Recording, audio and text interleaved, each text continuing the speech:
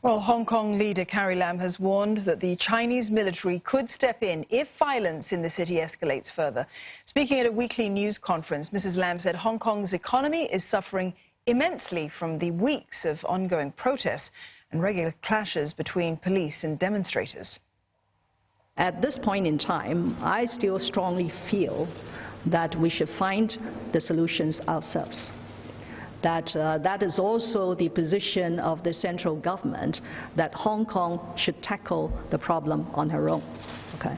But if the situation becomes so bad, then no options could be ruled out if we want Hong Kong to at least to have another chance. The embattled leader also made an assurance that her government had no current plans to use emergency powers to introduce more new laws. That's after a law banning face masks came into effect on Saturday.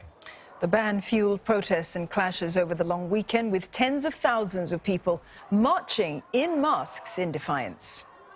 Now, Hong Kong police today said 77 people have been arrested for violating the anti-mask law. The youngest person arrested so far, just 12 years old. Authorities also said around 240 people were detained for offences such as illegal assembly, rioting and attacking the police. And they also noted a surge in cases of looting and vandalism. Young Wei Kit has more.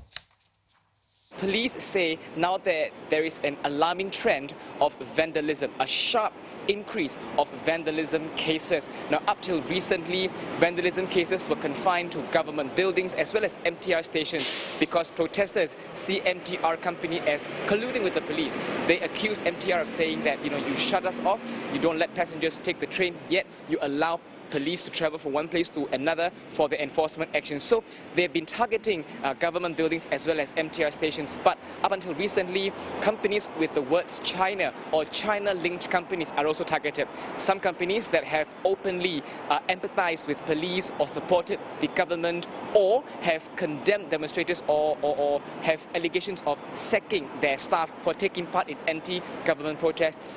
These companies are also being targeted for vandalism. So we've been shown videos of how large fires are being set up in various buildings across Hong Kong over the weekend. Now, police also say that there are now cases of looting, and if this were to continue, you can imagine that there's going to be yet another social problem in Hong Kong.